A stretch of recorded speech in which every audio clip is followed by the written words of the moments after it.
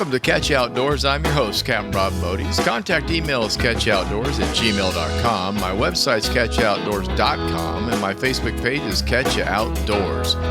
Catch Outdoors is presented by Waypoint at waypointtv.com. I have a couple of books available on Amazon Kindle, Bridge to Paradise, book of short stories, and some of my travel writing.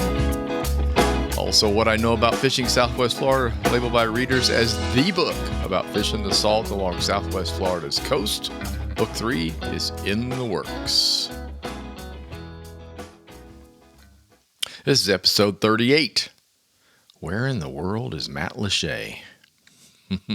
Some like to say the town of Matlacha, Florida is very much like what's printed on some t-shirts and hats that I've seen around a lot of different islands, especially in the Keys, usually sold at the local gift shops. Matlacha is a drinking village with a fishing problem. I can pretty much attest to that, although I think the drinking is not as crazy as it once was. No, I think it's more of a fishing village now, and a gift shop village, and we're actually going to talk about that. Matlacha is one of those Florida locations that most visitors have long assumed have disappeared, like a great many other old Florida locations and attractions. Matlacha, spelled M-A-T-L-A-C-H-A, is pronounced Matlacha. However, it's spelled Matlacha.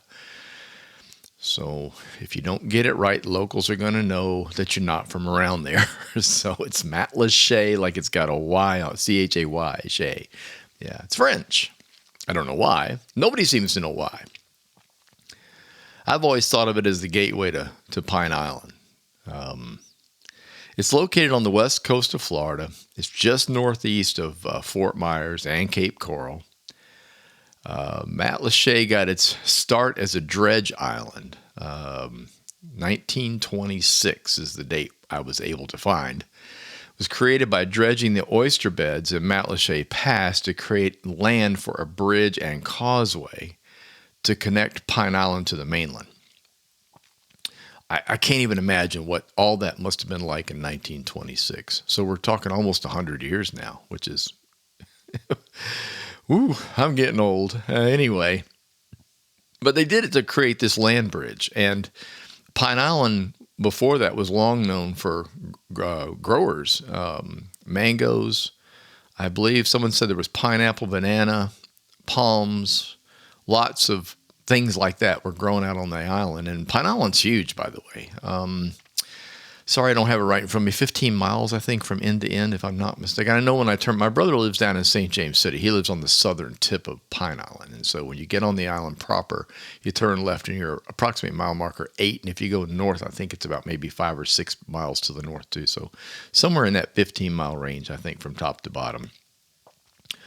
Although Matlacha is considered part of Pine Island, it's actually an island of its own. So you'll understand that if you cross over, because you're going to hit a bridge, and after you cross over the bridge, you'll go through Matlacha, which is like several little islands all glued together, if you will. A couple of small bridges, if I remember right. And then the last bridge pops you off of that and onto Pine Island proper. So we're going to talk mostly about Matlacha today. So the original settlers were mostly squatters. Some folks looking for a place to call home during the and shortly after the Great Depression. The town's name, like I said, no one knows where it came from. Usually when you hear a name like Matlacha in the area, you're going to automatically assume Calusa Indians had something to do with the name or the title or what they called the area. But that's just not true. Unlike the Caloosahatchee River or Matanzas or things like that, which are Calusa names, Matlacha is not. And I did some research. Nobody really seems to understand why, other than the fact that they believe it's French, and they honestly don't know who named it. So when you hear me refer to Matlacha Pass, that was named after the Matlacha Bridge and dredge was done. So in other words, that all sort of came at the same time. And I've boated and fished in Matlacha Pass quite a bit. Over the years, it became a commercial fishing village where absolutely tons of mullet were processed and sold. They also gathered shrimp, stone crabs, blue crabs, oysters. So basically it went from a depression style, I need a place just to hide out and to live and stay alive, to a fairly bustling commercial fishing area. And they supplied a lot of fish, a lot of shrimp, shellfish, basically, to a lot of the area restaurants of the time as they started to blossom all the way south to Naples, for example. And obviously Cape Coral was a new community, but Fort Myers and Naples were older communities, and that's where a lot of this stuff was sold. And then in 1992, that changed because of a voter referendum that basically ended fishing with gill nets. Up to that point, almost all mullet were caught with gill nets. Gill nets were spread across waterways, generally with moving water or in places where the fishermen knew that mullet would migrate from point to point. The gill nets were indiscriminate, unfortunately, and caught fish by the gills, including snook, redfish, sea trout, jacks, et cetera, everything, pretty much everything. And a lot of those fish were used and caught, but some were just discarded. As rules and regulations started to come into play before 92, redfish was limited to catch, snook was limited, sea trout was limited, and of course, if a netter caught those, they would just either cheat and keep, which we hope that wasn't happening, but we know it was. But they would also toss it back. If they're trying to be legal about it, they would just basically discard it, which was just as much waste as if they had kept it and sold it. So, in this podcaster's humble opinion. So in 92, when the net ban came in, everything changed on Matlacha. Matlacha was no longer a commercial fishing village because that's pretty much how they caught their fish. And they had to resort to cast nets. They were limited in size. They were limited in the type of spread on the net. Lots of things. And so the fishing slowly but surely disappeared. Soon after that, the island slowly converted to an artist haven. Now, I dug into everything I could read about to find out what was. I don't know how that happened either, any more than we know what the name Matlacha was about. And if you do, by the way, email me. Let me know. I'd love to know what the name was about. But it was converted to an artist haven slowly but surely. So what you'll find there today, you still get fresh catch of mullet at local restaurants because they still net them by using cast nets legally. And there's a lot of good local restaurants that serve mullet because they're kind of known for that. And if you haven't had mullet, by the way, it's very, very good. It's good for you too, by the way. So that happens now. But the interesting thing is the art part, the amazing island artwork that's assembled in one place. If you're looking for a way to decorate your island home, or you want to drag something home with you to the north that represents the islands and looks like the islands and feels like the islands, then you really ought to check out the art shop, or the art district, I guess I'll call it, on Matlacha. In just a few minutes, I'm going to talk more about that. I'll delve into what shops are there and where the restaurants are and things that you probably should stop, see, and visit. But first, I'm going to talk about the bridge. We're going to back up to the bridge for a second. After the bridge was built, local folks discovered it was a great way to get dinner. So back in the late 20s, 30s, 40s, 50s, people would be shoulder to shoulder on that bridge catching dinner. The thing was, it was a narrows, is what it was. You had a Matlacha Pass itself is long. It runs the entire inside of Pine Island, so it's the entire east side of Pine Island. And it runs from Charlotte Harbor all the way south to the Gulf of Mexico, quite literally. It runs down past Sanibel and eventually winds up out in the Gulf. So you have this enormous long, skinny body of water, which, by the way, is great for fishing. I spent a great deal of my guide life in Matlacha Pass. But that bridge was a narrows where the water came down tight and flowed through on even on a minimal tide. The water moves pretty well through there. And it didn't take long for folks to figure out that they're huge snook, jacks, redfish, sea trout, all kinds of stuff cruising through there, mostly great big snook. So that's where the fishing began.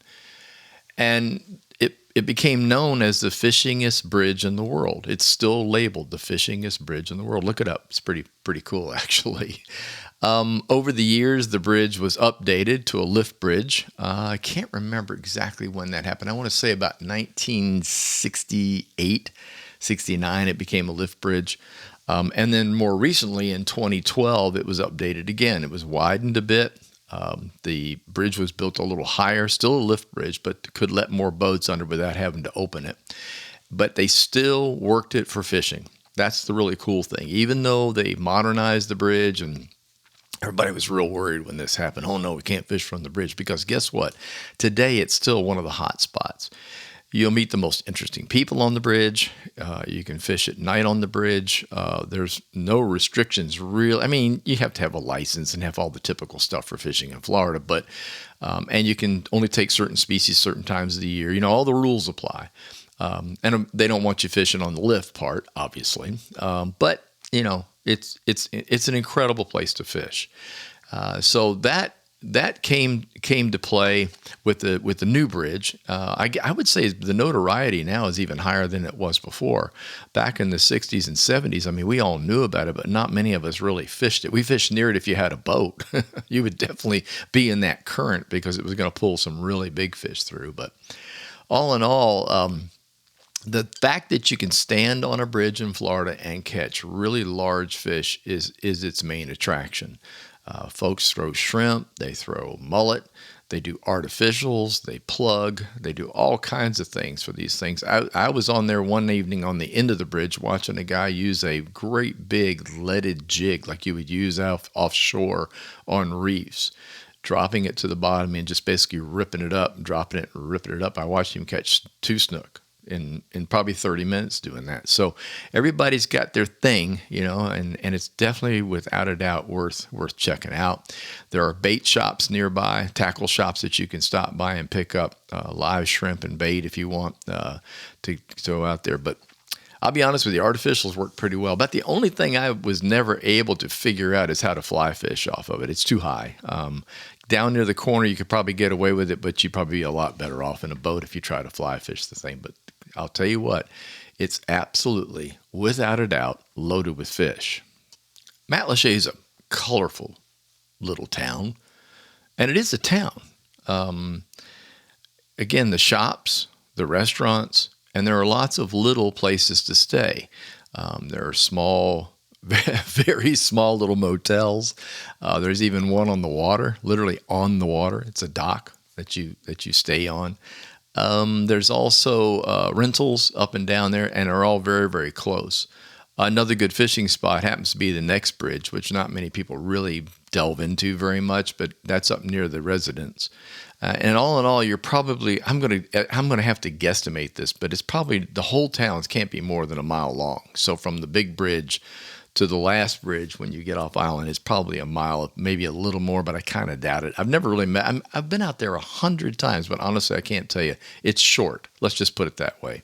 And the shops on either side are right now, the shops and restaurants are the main attraction. No doubt about it. Okay, what we're going to do now, we're going to introduce you to the shops, the eateries on Matlacha, and I hope you'll take the opportunity to step back in time to the way Florida used to be and visit these places.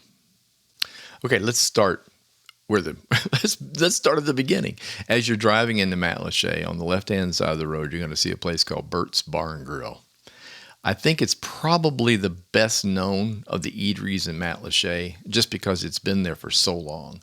Dockside dining, live music, lots of friends and people. Everybody shows up at Bert's. Bert's is a pretty crazy place in the winter. As a matter of fact, parking is a real pain, but it's worth it. So it's a one-of-a-kind waterfront restaurant. I mean, there's not much like it. It's got delicious fresh seafood, ice cold beer, beautiful views. I mean, you got, when you're on the dock looking out, it's pretty hard to beat. If you go on their website, bertsbar.com, I'm pretty sure is bertsbar.com.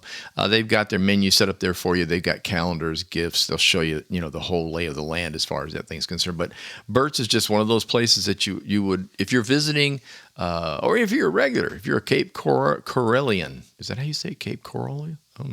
Never tried that before. Burt's is probably a place that you're going to be hanging out. It's easy to get to. You don't have to go over the bridge. You don't have to go on to the proper Matlacha itself. It's right in front of the bridge, right before you get to the bustling downtown area of Matlacha. Now, I don't know when this happened because as many times as I've been over the bridge, I hadn't noticed this until last week. I was out there visiting my brother for my mom's birthday, and I saw Burt's Pine Bay Gallery on the other side of the road instead of on the, let's see, it would be on the north side, northeast side, across from the restaurant. There was this gallery, and I went online and looked it up, and it looks really interesting. This is one of those places that has, it's loaded with doodads, memorabilia, stuff about the island and stuff about Matlacha. So check it out. I have not been in there yet, but I plan on doing it on my next go-around across the island. The Island Seafood Market. I'm always good for seafood. I love going to restaurants, love eating fresh fish at a restaurant, but I also like cooking fish. And one of the greatest things about living in Florida is you can find a seafood restaurant right on the shoreline that obviously sells local catches. And that's what the Island Seafood Market is all about in Matlacha.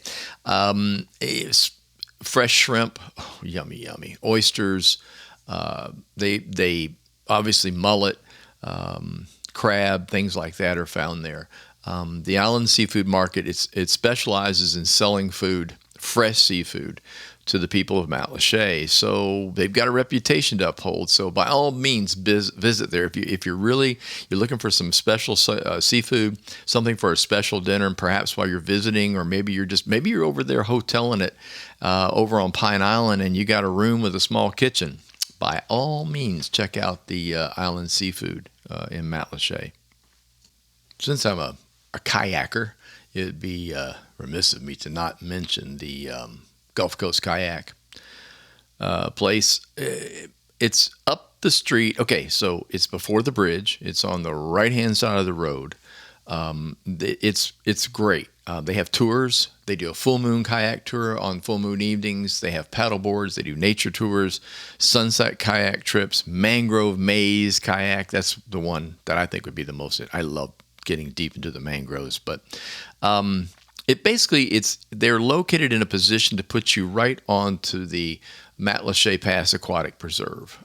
So you can really get back to nature and get away from the crowds on this. I mean, Matlacha is already a get away from the crowd type place.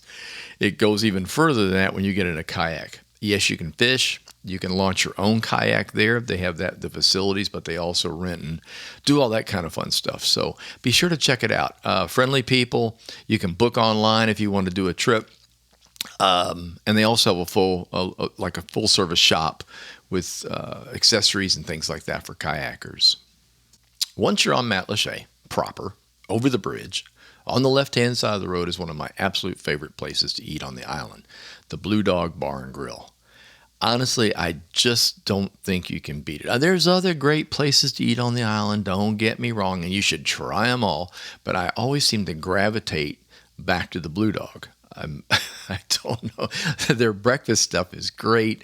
I believe, I don't hold me to this, but I'm pretty sure, because I've been going to Matlacha for years, I believe that was the original Mulletville is what it was called. There was a restaurant there years ago called Mulletville, and the Mulletville specialized in mullet breakfast. I know they did other things for lunch and stuff, but as far as I was concerned, the breakfast was the best. A fried piece of mullet, eggs any way you like them, and then, great big nice biscuits and grits and things like that. But the mullet was the focus, obviously. Instead of doing like a piece of meat of bacon or sausage, you got a fried piece of mullet on there with delicious tartar. Oh God, I loved it. Anyway, I'm pretty sure that Blue Dog is sitting in that position.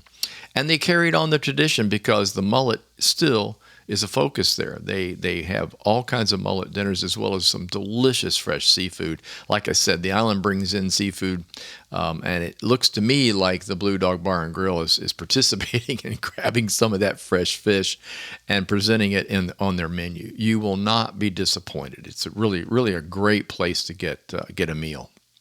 Now, they serve dessert, but share a little secret with you. It used to be located right close by Great Licks Ice Cream. It moved across the street, if I'm not mistaken, to the CW Fudge Factory. So I don't know whether they merged or they're in the same house or whatever. Again, anybody knows, email me. Be happy to talk about it later or update the podcast.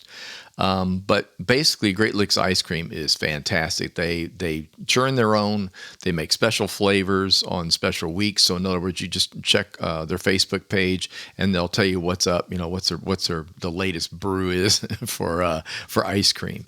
Delicious, very, very well done. Can't say enough nice things about it. So after you get finished with some dinner at Blue Dog Bar and Grill, you can quietly escape and go across the street or close to it across the street to the Fudge Factory and get you some fudge or get you some Great Licks ice cream. One more eatery to talk about: Yucatan Waterfront Bar and Grill, way down the road. Actually, it's the last thing on the left as you are leaving Matlacha. Really nice restaurant, good food, located on the water.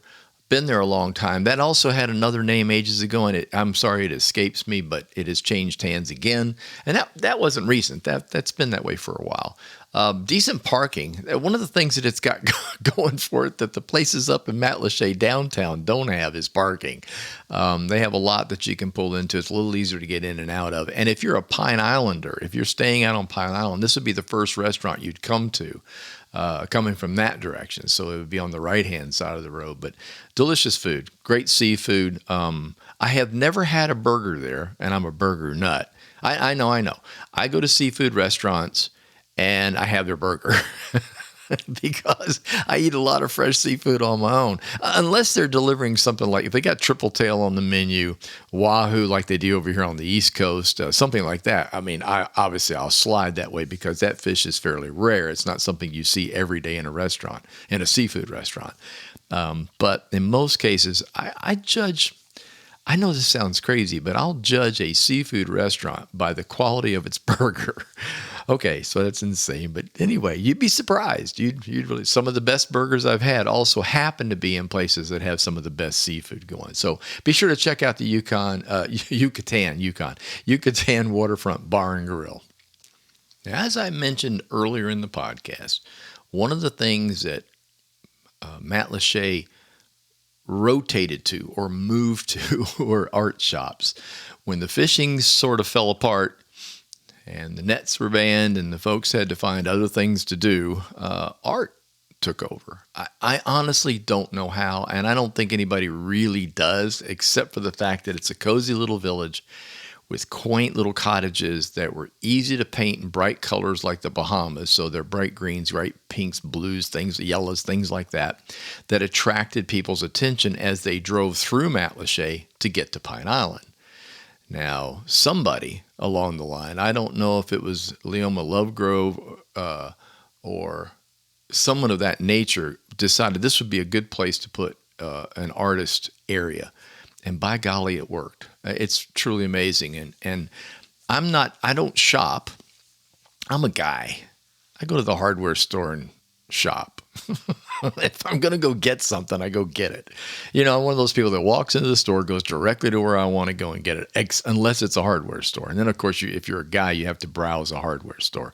Or what else, guys? Yeah, a tackle shop. I can't just walk into a tackle shop and say, I need leader, I need some line. I have to walk all over the tackle shop to see what's new.